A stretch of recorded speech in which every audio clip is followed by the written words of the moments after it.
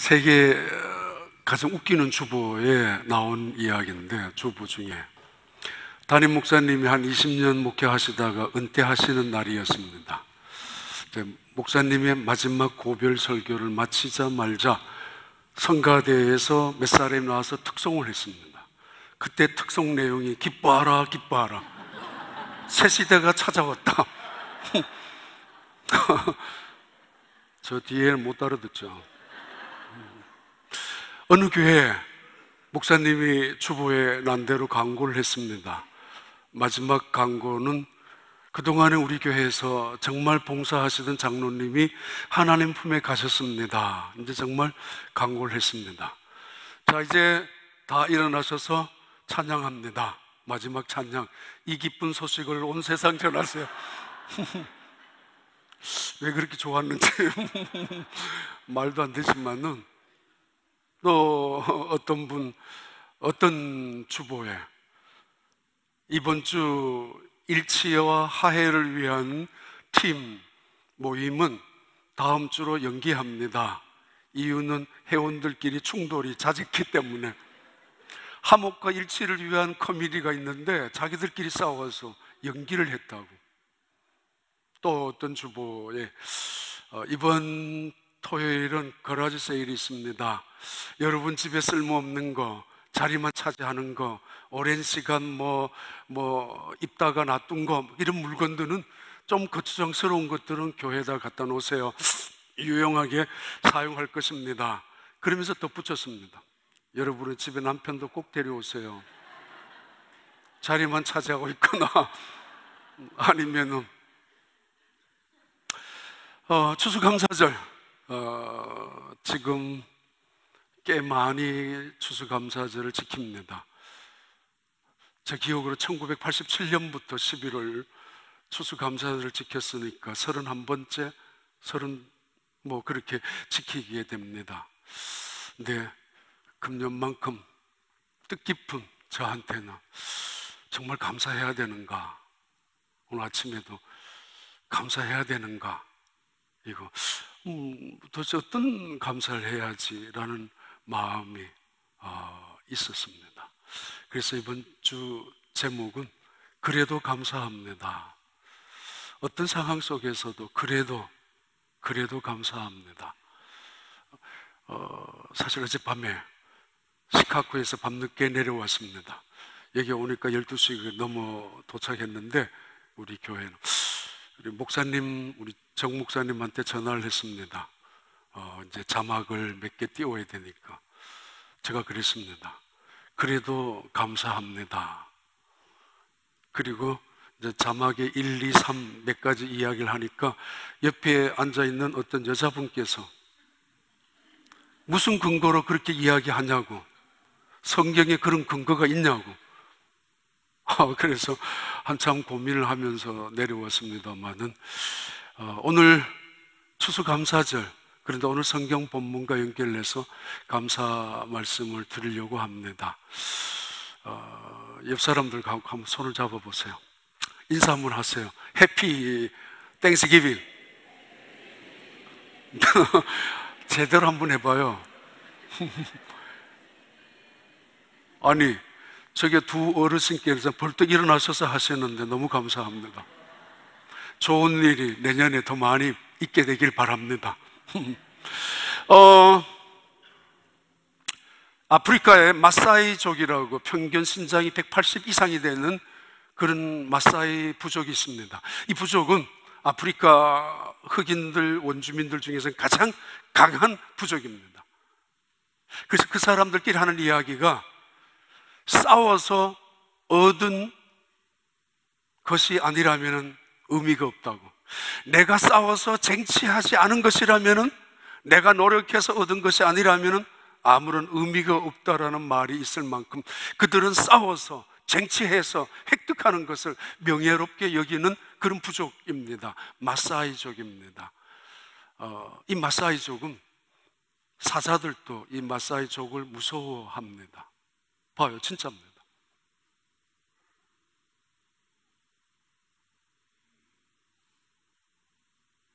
제가 봤던 거하고 조금 다른데, 그래도 사자가 서너 명이 먹고 있다가 마사이족에 가면 도망갑니다. Passa, nie boi się, passa. Passa. 여기는 사자가 한 마리지만은 다른 동영상 보면 사자가 대여섯 마리가 먹고 있다가 저 사람들이 달려가지도 않습니다. 슬금슬금 걸어가는데도 이 사자들이 눈치를 보면서 도망을 갔습니다. 그 용감한 부족이 이 마사이족입니다. 됐습니다. 이 종족에 없는 단어가 하나 있습니다. 감사입니다. 감사하다고, 고맙다고. 왜냐하면 전부 싸워서 얻은 것이고, 내가 사자와 싸워서 죽음을 각오하고 싸워서 쟁취한 것이기 때문에 당연한 것이고 마땅한 것이라고 여기고 있는 그 부족입니다. 그런데 이 부족은 점점 케냐에 가까운 그 한 부락을 차지하고 있는데 점점 쇠퇴하고 있다고 합니다. 자, 아무튼 오늘 본문은 이런 내용입니다. 사도 바울이 실라를 데리고 루스드라라는 곳으로 갔습니다.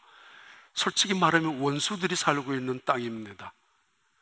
2년 전 돌을 가지고 비시디아 안디옥 그리고 이고니온에서 내려온 유대인들의 선동에 의해서 루스드라 사람들이 이 바울을 돌로 쳐서 죽였기 때문입니다. 죽었습니다. 그래서 죽은 개처럼 끌려가서 성 밖에 버려진 이 사도 바울이 살아난 루스드라 성 안에 다시 들어가서 난 하나님의 사람이라고 그들에게 다시 복음을 전하고 다시 나왔다가 거의 2년 만에 루스드라로 갔습니다. 그곳에 뜻밖의 디모데를 만났습니다. 그래서 결국은 일행이 바울과 실라와 디모데 이 세 사람이 루스드라를 출발해서 터키 남부 지역으로 내려가려고 했습니다. 남부 지역 예배소를 중심한 꽤 큰 중소도시, 그 당시에 같으면은 이 루스드라라는 산골 시골 마을보다가는 훨씬 더 강한 그런 많은 사람들이 살고 있는 도시가 운집해 있는 남부 터키 지역으로 내려가려고 했습니다. 그런데 막았습니다. 길이 막혔습니다. 성령께서 막으셨습니다. 어떤 방법으로 성령께서 말씀하셨는지, 어떻게 그 길이 막혔는지 알 수 없지만 아무튼 그 길로 내려가는 길이 어떤 공사로 아니면 어떤 사람들로 아니면 하나님의 직접 계시로 만류했는지 못 가게 되었습니다. 그래서 남부로 내려가려고 했던 바울과 실라와 디모데는 다시 올라오게 됩니다. 어디로 올라오는가 하면은 비두니아 지역을 가기 위하여 갈라디아, 북쪽 갈라디아까지 올라왔습니다.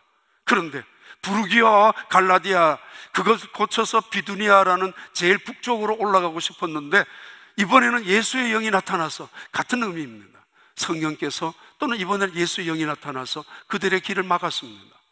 결국은 북쪽으로 올라가지 못한 바울과 실라 그리고 디모데 일행은 서쪽을 향하여 무시아라는 동네에서 기다리다가 결국은 북쪽으로 못 가니까 서쪽을 향하여 갔습니다. 그곳이 바로 그 유명한 드로아입니다. 영화도 있었죠. 트로이라는 전설도 있죠. 트로이의 목마. 전쟁의 역사 속에서 가장 아름다운 이야기이기도 하고 아주 드라마틱한 이야기가 나오는 트로이 성의 목마, 그곳 드로아입니다. 이곳에서 사도 바울은 바울과 실라와 디모데는 그리스로 이제 건너가게 됩니다. 여기서 첫 번째 질문입니다. 왜 하나님은 우리의 기도를 거절하실까? 거절받아도 감사할 수 있단 말인가?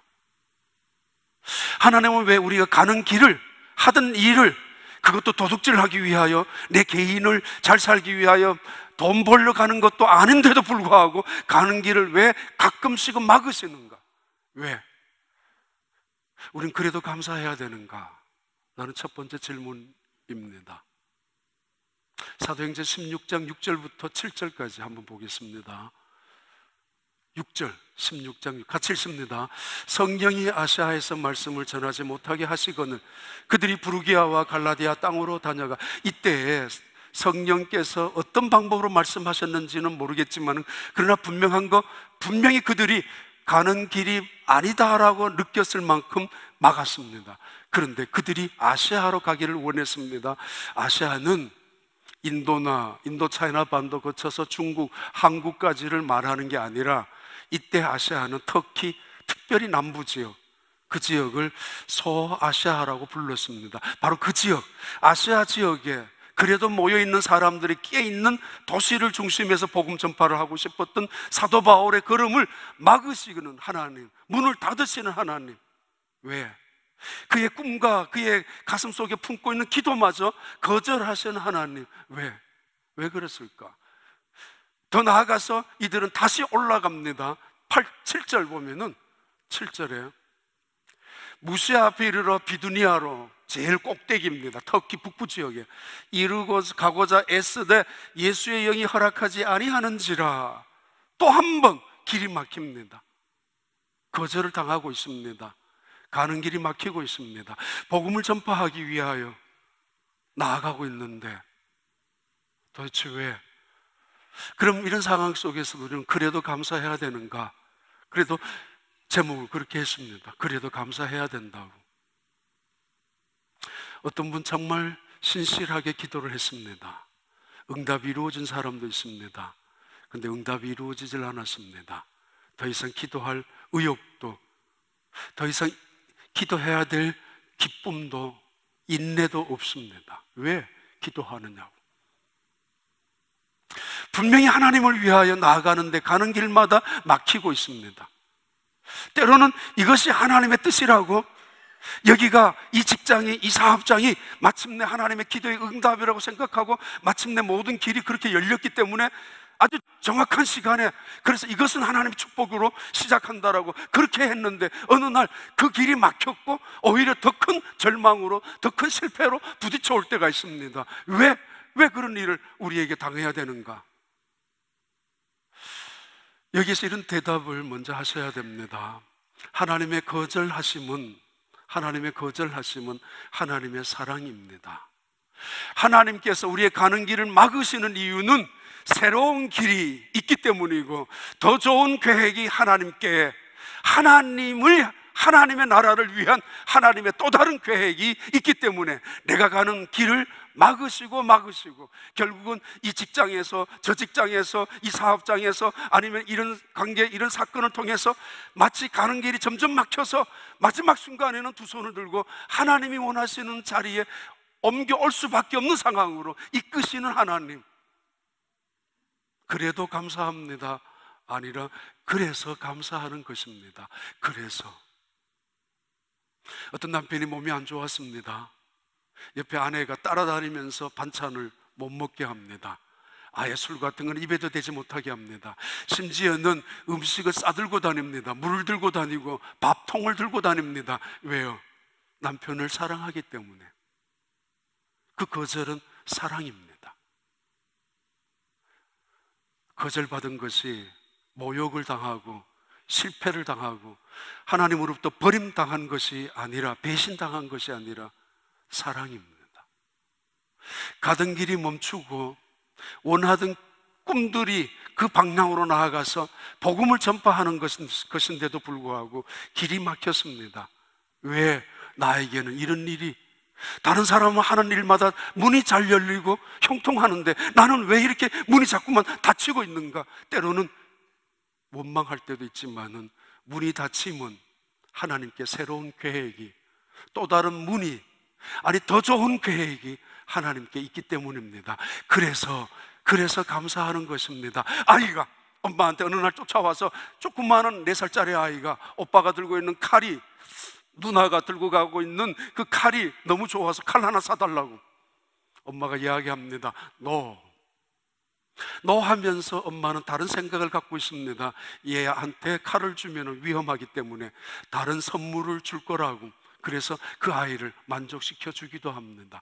다른 계획, 다른 선물, 그것은 엄마에게도 이 아이에게도 유익한 것입니다. 이 아이는 지금 당장 주지 않는다고 떼를 쓰고 불평하고 원망하며 눈물을 흘릴 수도 있겠지만 사달라고. 그러나 그럴 수 없습니다. 모세에게 꿈이 있었습니다. 가나안 땅에 가는 것이었습니다. 40년 동안은 이스라엘 백성들을 애굽 땅에서 구출해서 이스라엘 백성들을 광야로 이끌어가는 지도자 입장에서는 당연히 가나안 땅이 어떤 곳인지, 하나님이 약속하신 가나안 땅이 어떤 곳인지 공기라도 땅이라도 만져보고 싶고 밟고 싶었던 것 당연한 거 아닙니까? 그런데 하나님은 그 모세의 기도를, 간절한 그 소원을 거절했습니다. 물론 두 가지 이유였습니다. 하나는 그가 저질렀던 범죄 때문에 들어가지 못하게 했을 것이고, 반석을 한 번 쳐도 될 것을 두 번이나 쳤기 때문에 그의 혈기가 하나님의 영광을 가로막았기 때문에, 그러나 또 하나는 하나님은 모세를 사랑했기 때문입니다. 하나님은 모세를 영웅으로, 신으로 만들기를 원하지 않았습니다. 그는 그 자리에 죽어야 오히려 믿음의 사람으로 남을 수 있기 때문입니다. 그가 살아서 가나안 땅을 밟았다면 이스라엘 백성들은 모세의 동상을 세워 놓았을 것이 뻔하기 때문입니다. 요셉, 그가 원하는 길 한 번도 걷지 못했습니다. 그가 가고 싶었던 길 언제나 막혀 있었고 담벼락이었습니다. 때로는 웅덩이 속에 가두어졌고, 이거는 죽음입니다. 노예였습니다.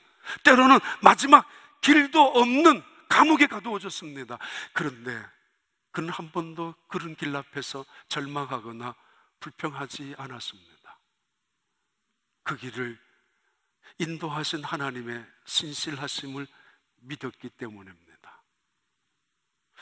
우리가 20년 전부터 부르는 복음성가 있지 않습니까? 날 구원하신 주 감사. 혹시 띄울 수 있나? 가사 일부. 예, 조금 1절 한번 크게 해봐요. 1절만. 우리 찬양 우리 같이 하겠습니다. 날 구원하신 주 감사, 모든 것 주신 것 감사.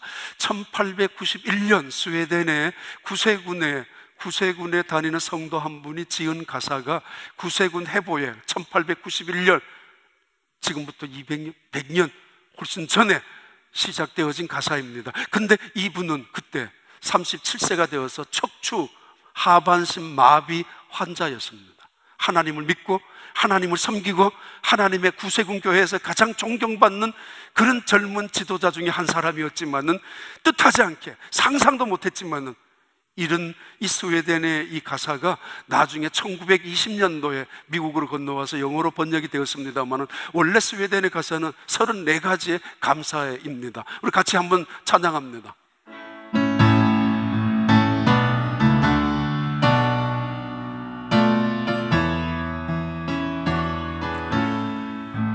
날 구원하신 주 감사, 모든 것 주심 감사. 지난 추억이 내 감사. 주 내 곁에 계시네. 향기로운 봄철의 감사. 외로운 가을날 감사. 사라진 눈물도 감사. 나의 영혼 평안에 응답하신 기도 감사. 거절하신 것 감사. 헤쳐나온 풍랑 감사. 모든 것 채우시네. 아픔과 기쁨도 감사. 절망 중 위로 감사. 측량 못할 은혜 감사. 크신 사랑 감사해. 수십 년 동안 불렀던 찬양 중에 복음성가 중에 하나입니다. 근데 이번에 지난 8월, 9월, 10월 그리고 어제까지 이 가사의 의미를 계속 찾아보았고, 그러다가 보니까 인터넷에 이것을 지은 사람이 누군가 하면은 어거스트 스톰이라는 스웨덴의 구세군의 아주 신실한 성도였다는 것을 찾았습니다. 그분 이렇게 말합니다. 내가 원하는 일이, 내가 이 당한 일은 내가 원하는 일은 전혀 아니었지만은 하나님의 계획 속에 내가 있다고. 수도 없는 밤마다 울부짖고 하나님을 원망하고 싸워도 보았지만은, 그러나 이제 나는 이 불구의 몸을 나의 친구로 삼고 나 이 몸으로 하나님 앞에 영광을 돌리겠다고, 더 이상 욕심을 부리지 않고 내려놓고 싶다고. 현재 이 시간에 감사, 지나간 순간에 감사, 현재 주어진 것에 감사, 뺏긴 것에 감사, 사랑하는 사람에게 감사, 나를 미워한 사람에게 감사, 지금도 곁에 있는 사람에게 감사, 떠나가는 사람에게도 감사, 바람 불어 좋은 날에도 감사, 비 오는 날에도 감사, 봄은 봄대로, 가을은 가을대로, 더우면 더운대로, 추우면 추운대로 감사하는 그 감사, 이것이 믿음이라고.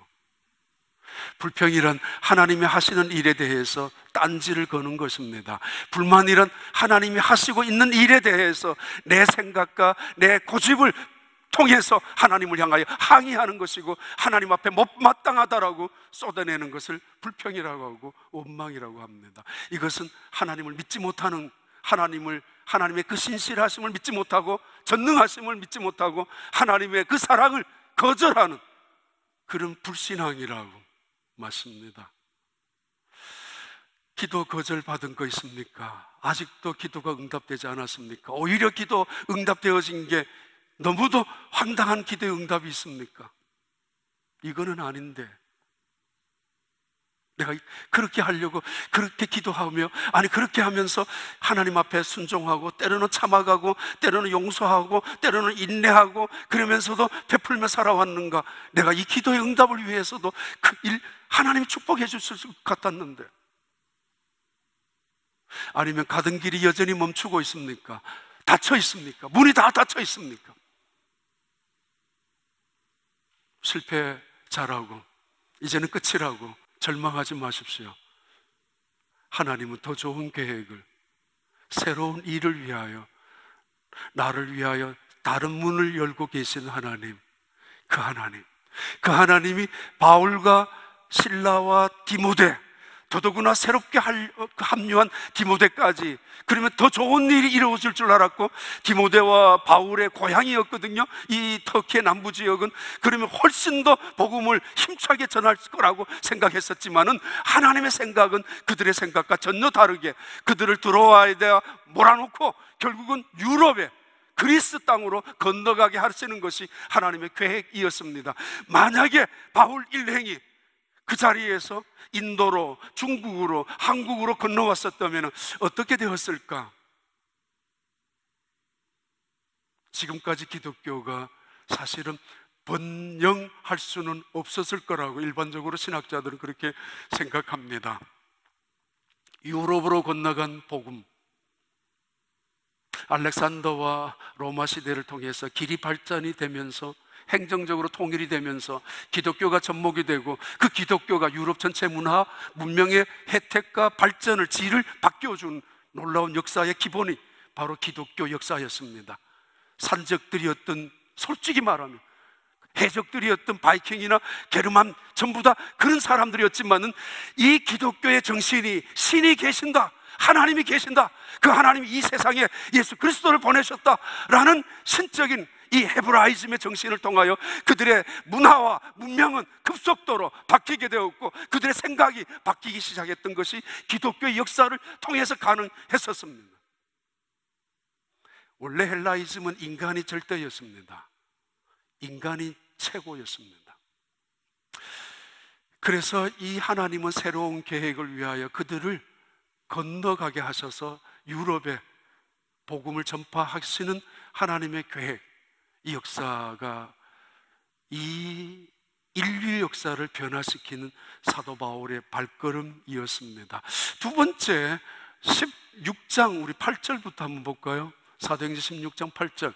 무시아를 지나 드로아로 내려갔는데, 거기에서 머뭇거리고 있는 그 자리에서, 남쪽도 북쪽도 길을 다 막고 있으니까 그 자리에서 9절, 밤에 환상이 바울에게 보이니 마게도냐 사람 하나가 와서 그에게 청하여 이르되 마게도냐로 건너오라고, 그리스를 말합니다. 건너와서 우리를 도우라 하거늘.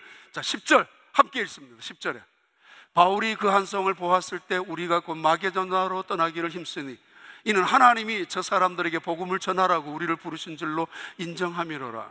두 번째 질문입니다.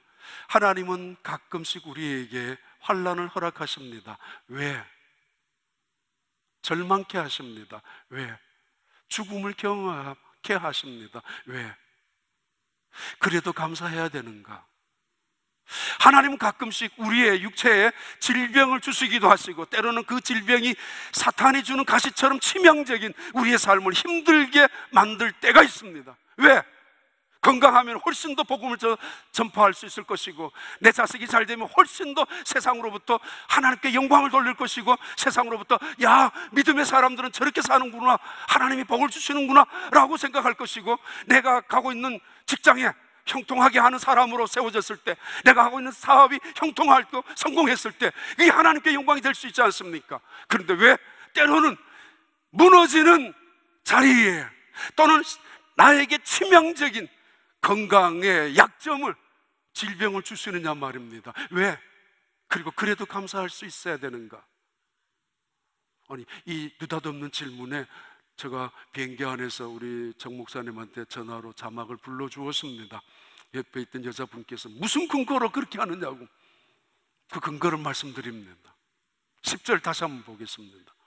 10절 같이 읽습니다. 바울이 그 환상을 보았을 때 우리가 곧 마게도냐로 떠나기를 힘쓰니 하나님이 저 사람들에게 복음을 전하라고 우리를 부르신 줄로 인정함이로라. 무슨 말이에요? 사람이 지금까지는 9절까지는 그들입니다. 바울과 신라와 디모데가, 바울과 바나바와 바울 그가 이렇게 베드로의 일행이 그들을 기록했었는 문장으로 나오지만, 방금 이 10절부터는 한 절 차이인데 우리라는 단어로 바뀌게 됩니다. 우리가 간다고, 우리가 가두어졌다고, 우리가 여기에 있다라고. 우리 교회, 우리 집사람, 우리 아이, 우리 가게, 이런 우리의 의미와는 다르게 내가 거기에 포함되어 있는 것을 말합니다. 누구요? 누가? 사도행전을 기록한 누가라는 사람이 갑자기 여기에 등장합니다. 드로아에 머물고 있는, 적어도 이 지역을 다 다녔다면 350km, 약 180마일 정도, 200마일 정도 되는 거리를 지금 터키를 왔다 갔다 하고 있는 이 순간에 예루살렘에서 누가라는 사람이 사도 바울을 찾아서 내려왔다는 이야기예요. 이 방법, 이 설명 외에는 할 수가 없습니다. 그래서 사도행전을 기록한 누가복음을 기록한 누가가 이 바울과 신라와 디모데와 갑자기 합류했습니다. 왜? 문제는 왜 갑자기 이 누가가 합류했냐 말이에요. 이것도 달리 설명할 이유가 다른 방법은 없습니다. 단 하나, 누가가 바울의 병을 치료해 주기 위해서 쫓아왔는 것 외에는. 골로새서 4장입니다. 봐요. 누가가 어떤 사람인가 하면은 같이 있습니다. 사랑을 받는 의사 누가와 또 데마가 너희에게 문안하느니라. 의술을 펼치고 있는 그 당시의 누가입니다. 이 누가가 사도 바울에게 갑자기 찾아와서 그의 곁에 있다는 이야기는 바울의 몸이 굉장히 많이 허약해 있다는 것이고, 그 몸이 육체적으로 질병에 가두어져 있다는 것입니다. 그래서 지금 선교 여행을 하다가 쓰러지고, 설교를 하다가도 쓰러지고, 그러면서 다른 사람들에게 때로는 안질이 안 좋아서, 또는 간질이 나타나서, 또는 치명적인 육체의 쓰러짐을 통해서 다른 사람들에게 조롱거리가 될 수도 있습니다. 바울, 니나 잘 믿으라고, 네 병이나 고치라고, 무슨 안수냐고, 무슨 복이 있냐고, 당신 입에서 나오는 거품이라도, 당신 눈이라도, 당신 간질병이라도 제대로 고쳐서 몸성에서 우리에게 복음을 전하달라고, 그게 덕이 되지 않느냐라고. 그럴 수도 있을 만큼 사도 바울은 아주 치명적인 질병이 있었습니다. 고린도후서 12장에 이때의 상황을 이렇게 이야기합니다. 고린도후서 12장 함께 있습니다. 다른 사람에게는 같은 성령으로 믿음을, 또 잘못됐네. 9절 고린도후서입니다. 고린도후서 12장 9절 함께 읽습니다. 나에게 이르시기를 내 은혜가 내게 족하도다. 이는 내 능력이 약한 데서 온전하여 짐이라 하신지라. 그러므로 도리어 크게 기뻐함으로 나의 여러 약한 것들에 대하여 자랑하리니 이는 그리스도의 능력이 내게 머물게 하려 함이라. 사도 바울에게는 육체의 질병이 심지어 그것을 사탄이 주는 가시라고 할 만큼 약한 몸이었습니다. 그 소식을 들었던 선교 여행을 하다가 너무 힘들어하는 사도 바울이 오늘 쓰러졌대. 너무 힘들어서 거의 죽을 지경이야.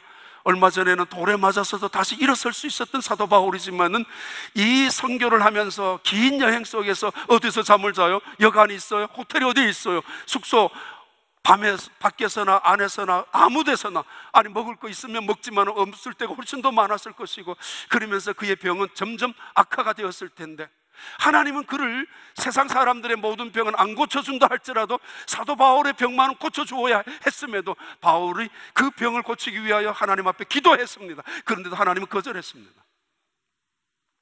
하나님이 왜 우리에게 환난을 주시는가? 우리에게 육체의 질병을 왜 허락하시는가? 그래도 감사해야 되는가? 그 이유는 환난 속에서 하나님은 우리를 겸손케 하시기 때문입니다. 그리고 하나님은 우리를 육체의 질병을 통하여, 우리의 연약함을 통하여, 우리의 좌절이나 아픔이나 실패, 나의 낮아짐을 통하여, 나의 버림을 통하여, 나의 온전히 못남을 통하여 하나님의 거룩하심을, 하나님의 온전케 하시는 지혜와 하나님의 능력이 나의 약함을 통하여 드러나게 만들기 위함 때문입니다. 그게 아니라면은 나의 잘남으로 했죠, 내 재주나 내 재간 따위로 했죠, 내가 갖고 있는 경험이나 능력이나 그걸로 했다는 자랑이나 할 것이지만은, 그러나 사도 바울은 여전히 약한 존재입니다. 물론 그는 세상적으로 봤을 때 모자람이 없는 그런 사람이었습니다만은, 육체의 질병을 하나를 통해서, 가시를 통하여 그를 자고하지 못하도록, 교만하지 못하도록, 내가 갖고 있는 지식이나 내가 갖고 있는 능력을 통해서 나는 얼마든지 하나님의 일을 더 잘 할 수 있다라고 생각할 수도 있는 그를 육체의 가시를 통하여 때로는 환난 속에 집어넣게 함으로 오직 하나님만을 의지하도록, 하나님이 나의 약함을 통하여 하나님의 능력이, 하나님의 지혜가 역사한다는 사실을 온전히 깨닫게 하기 위하여 우리에게 육체의 질병을 허락하시기도 하신다는 것입니다. 1620년에 시작한 미국의 역사, 영국의 102명이 메이플라워를 타고 보스턴 항구에 도착해서 미국 역사가 시작되었다고 일반적으로 그렇게 알고 있습니다. 그러나 그 전에 많은 상선들이 오고 갔습니다. 그 중에 배 하나, 헌트라는 함장이 타고 있었던 배 하나가 보스턴 근처에 도착해서 거기 있는 원주민들, 암바나라는 족속 중에 원주민들을 잔인하게 살해하고 붙잡아가서 유럽에 가서 노예로 팔았습니다. 그 중에 한 명 끌려온 팔린 사람이 스칸도라는 사람이 있습니다. 스칸도, 이 사람은 노예로 끌려갔습니다. 끌려가서 스페인의 사제 집에서 심부름하다가 그 사제를 통하여 예수를 믿게 되었습니다. 이 스칸도, 이 사람은 세 가지의 일생 기도를 갖고 있습니다. 하나님, 내가 고향으로 돌아가게 해주세요. 말도 되지 않는 거지만은 자기가 어떻게 다시 고향으로 돌아갑니까? 스칸도가 보스턴 그 근처에 노예로 끌려왔고 팔려왔는데, 두 번째 기도의 제목은 나를, 우리 동족을 잔인하게 살해한 이 백인들을 용서할 수 있게 해달라고. 그리고 세 번째는 매일매일 살아가는 것이 감사인 것을 내가 예수님 믿고 나서, 그 세 가지가 그의 기도의 제목이었던 스칸도. 얼마 후에 영국의 존 스탠리라는 사람에 의해서 팔려갑니다. 영국으로 끌려옵니다. 거기에 있다가 우연찮게 1617년에 다시 미국으로, 고향으로 돌아왔습니다. 1620년에 청교도들이 신앙을 위하여 메이플라워를 타고 미국에 오기 전에 그는 다시 고향으로 들어왔습니다. 왔는데 이미 고향 사람들은 다 뿔뿔이 흩어졌고 폐허가 되어 있었는데, 바로 3년이 지난 다음 그곳에 메이플라워를 타고 건너온 102명이지만은 지난 항해 65일 동안 항해에 죽고, 또 하나 그 풍토병에, 추위에, 굶주림에 죽어간 사람들이 44명, 거의 50명 남짓 남아있는 그 사람들에게 생명의 은인은 스칸도였습니다. 그래서 윌리엄 브래포트라는 그 당시의 목사님이 일기장을 적어 놓았는데, 첫째는 Remember God, 하나님을 기억하라고. 언제나 하나님을 기억하라고, 하나님께 집중하라고. 두 번째, remember 스칸도를 잊지 마라. 스칸도를 잊어서는 안 된다고. 그 사람이 우리가 왔을 때 낚시하는 방법을 가르쳐 주었고, 짐승을 사냥하는 방법을 가르쳐 주었고, 옥수수 재배하는 방법을 가르쳐 주었고, 우리가 이 땅에 살아갈 때 집을 어떻게 지어야 하는지, 봄, 여름, 가을, 겨울을 어떻게 보내야 하는지를 가르쳐 준 이 스칸도를 잊지 말라라고. 또 다른 것이 있을 거예요. 스칸도 봐라. 원수 같은 우리를 친구로 대한 스칸도를 잊지 마라. 그의 가족들을 살해한 우리 백인들이 아니냐? 그러나 그 스칸도는 우리를 도와주고 있지 않느냐? 우리의 친구, 우리의 사랑인 스칸도를 잊지 마라. 아니, 그 스칸도 봐라. 아침마다 일어나서 예수 믿은 지 얼마 되지 않았지만은, 우리는 평생 예수 믿고 왔지만은, 그런데 매일매일 감사하며 사는 것, 그 고백하는 것, 그거 배우고 살아가자고. 그래서 스칸도를 잊지 말라고. 1620년에 프리머스 항구에 들어왔었던 청교도들이 이 땅에서 그래도 먹고 살 수 있었던 이유 중에 하나, 이 스칸도라는 사람이 유럽에 끌려가서 그래도 좀 영어 좀 할 수 있게 되는 기회가 되었고, 그러면서 여기 건너와서 소통할 수 있는 사람으로 세워진 이 사람.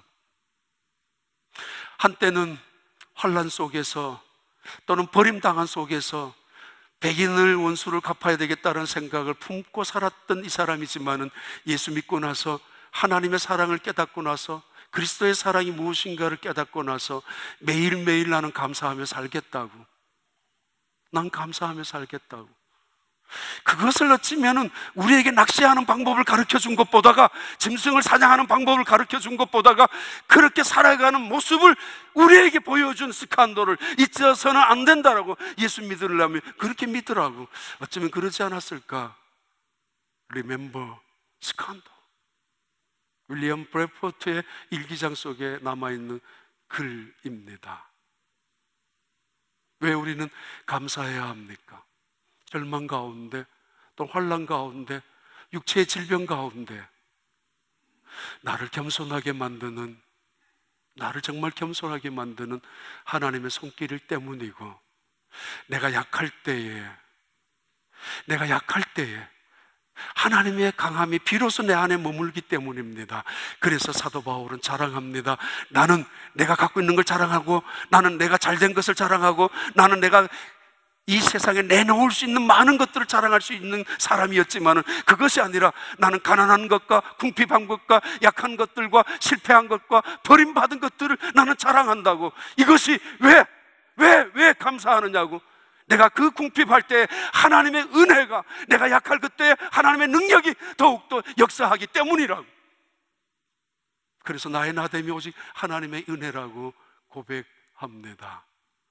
사도 바울, 그 속에, 육체의 질병 속에 깨달았을 겁니다. 왜 가는 길이 막히지?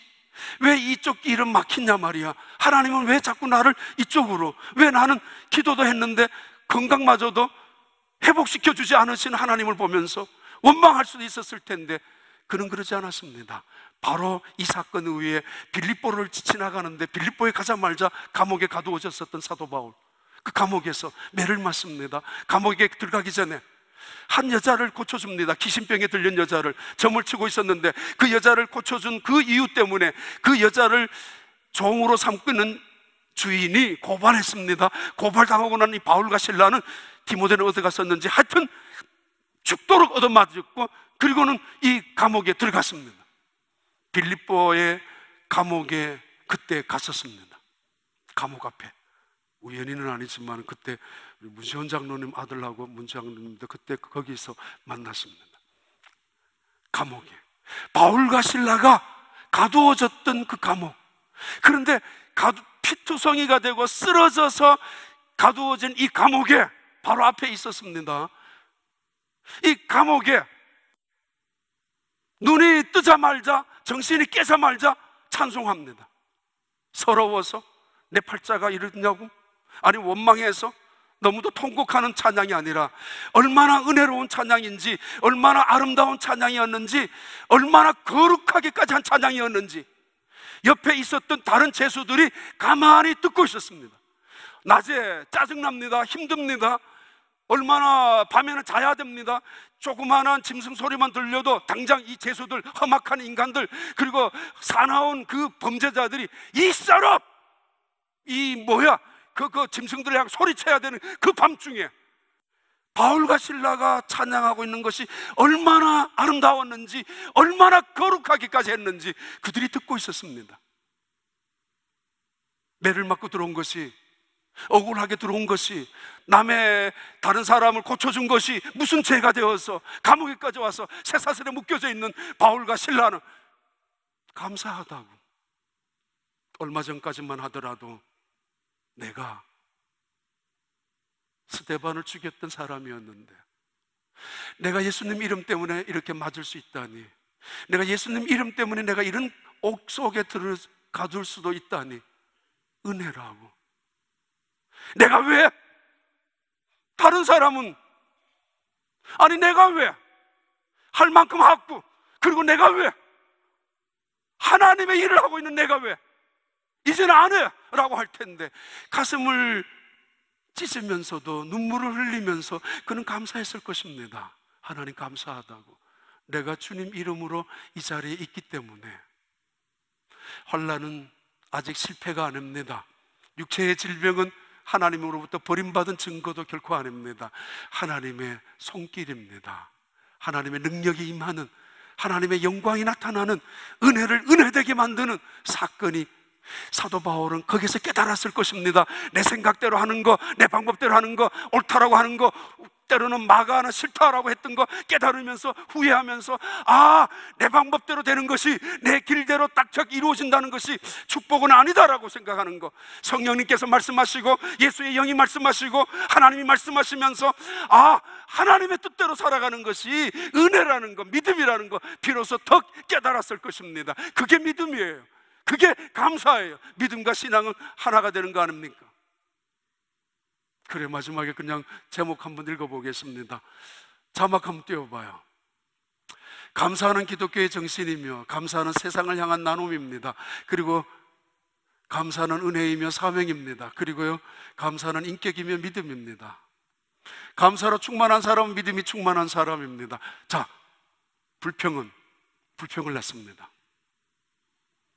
불평은 언제나 불평을 낳는 법입니다. 원망은 원망을 낳습니다. 그래서 광야에서 떡을 먹었던 그 사람들, 불평하면서 먹었기에 배부른 적이 없었습니다. 원망하면서 그 떡을 먹었기에 한 번도 감사할 줄도 몰랐습니다. 그래서 그들은 그 불평 때문에, 원망 때문에 죽어갔습니다. 불뱀에 물려서 마실 물이 없어서 뜨거운 태양볕에 타서 죽은 사람 하나도 없이 불평하다가 원망하다가 떡을 먹으면서도 배고파서 죽은 사람들이 광야에서 한 사람들입니다. 감사로 떡을 먹는 사람은 작게 먹어도 배부른 법이고, 때로는 먹지 않아도 배부른 법입니다. 시기가 없기 때문에, 비교하지 않기 때문에, 욕심이 없기 때문에, 사랑이기 때문에. 더 나아가서 이 불평은 바이러스입니다. 주변 사람들에게 전염병을 일으키는 바이러스입니다. 그래서 한 사람의 불평, 두 사람의 원망은 점점 커지는 공동체가 되지만은 감사도 바이러스입니다. 감사 잘하는 사람 옆에 있는 사람들을 함께 행복하는 것입니다. 불행하면은 불평하는 사람 불평하는 것만큼 불행하지만은, 원망하는 사람 원망하는 것만큼 불행하지만은, 감사하는 사람 감사하는 만큼 행복합니다. 2005년도에 저는 두 번째 안식년, 1차 안식년 때는 1995년도 시카고에서 신학교 6개 공동 프로그램 공부를 했었고, 2005년도에는 안식년에서 유럽을 다녔습니다. 많은 수도원 구경하기 위하여 수도원에. 근데 수도원의 특징은 감옥과 똑같은 특징이지만은 규율이 엄격하고 자유가 구속되었지만은, 교도소는 불평, 불만이 있지만은 수도원은 감사가 있는 것입니다. 더 중요한 거, 이 불평은 유전입니다. 불평하는 부모, 불평하는 자식, 그 자식은 불행하게 살아가지만 감사, 이것도 유전이고 상속됩니다. 부모님의 감사, 자식의 감사, 자손들의 감사, 그렇게 행복하게 됩니다. 결론을 드리면은 아프리카에 바벤바 부족이 있습니다. 작은, 아까 마사이족처럼 아주 대단히 사납게 살아가는 부족은 아니라 정반대의 바벤바족, 조그만한 종족입니다. 그런데 자기들끼리 잘못한 사람이 나오면은 중앙에 세워놓습니다. 예를 들면 한 아주머니가 잘못해서 붙잡혀 왔습니다. 그런데 사람들이 말합니다. 아줌마, 얼마 전에 아주머니 우리 집에 아이가 울었을 때 젖을 먹여주었지 않느냐라고. 고맙다고. 할아버지 한 분이 붙잡혀 옵니다. 뭐 잘못해서 실수했는지. 그러면 사람들이 말합니다. 어떤 사람 말합니다. 할아버지 너무도 고맙다고. 지난번에 우리 캄캄했을 때, 우리 아이들만 있었을 때 우리 집에 오셔서 집 문을 지켜주지 않았느냐고. 짐승들이 가까이 오지 못하도록. 고맙다고. 너무 고맙다고. 어떤 청년에게, 잘못한 붙잡혀온 청년에게 그 바벤바족이 뚝 둘러서서 고마운 말을 전한다고 합니다. 고맙다고. 너 얼마 전에 강물이 지나갈 때 우리 집에 울타리 그 나무로 세우는 그 쌀인문이 다 넘어지지 않았느냐고. 너 친구들 몇 명 데려와서 그 울타리 나무 하나하나 세워서 우리 울타리를 세워주고 갔지 않았느냐고. 고마워. 잊지 않는다고. 그렇게 잊지 않는다고. 어떤 아저씨 먹을 것이 없었을 때 어디서 가져왔는지 짐승 고기 하나를 가지고 그 집에 떡 던져주고 갔던 아저씨, 우린 그렇게 기억한다고. 바벤바족입니다. 그 족 가까이에서 선교하는 선교사님이 이렇게 말했습니다. 고민이라고. 예수 믿는 공동체가 어떤 공동체인지 보여줘야 되는데, 하나님을 모르고 살아간 이 바벤바 종족, 부족, 예수 그리스도가 어떤 분인지 들어본 적이 없는 이 사람들, 그런데 그들은 모여서 하나의 공동체를 가장 아름답게, 가장 행복하게, 그리고 언제나 그 속에 불평, 불만이 없는 감사한 그런 종족으로 만들어 나가는 그 종족 속에 예수가 어떤 분이라는 거, 하나님이 어떤 분이라는 거 어떻게 가르쳐 줘야 될지 고민스럽다고. 예수 믿는 교회는, 예수 믿는 사람들은, 예수 믿는 그 모임, 공동체, 나무동산들은 어떻게 해야 하는지, 어떤 모습으로 그들에게 보여줘야 하는지 설명하기가 고민스럽다. 어느 신문에 기고한 글을 본 적이 있습니다. 바벤바족입니다. 우리 교회, 좋은 교회는 감사가 많습니다. 좋은 가정, 감사가 많습니다. 어떤 상황, 어떤 조건 속에서도 우리 교회, 또 여러분 가정, 그리고 일터, 사업장 만나는 사람들에게도 감사를 통하여 그리스도의 향기를, 감사로 통하여 삶의 지혜를, 감사로 통하여 환경을 바꿔나가는 능력을 전달해주고 보여주고, 그래서 그 하나님과 함께하는 감사하는 믿음의 삶을 증거하는 축복이 금년 연말 그리고 새로운 한 해 있게 되길 바랍니다.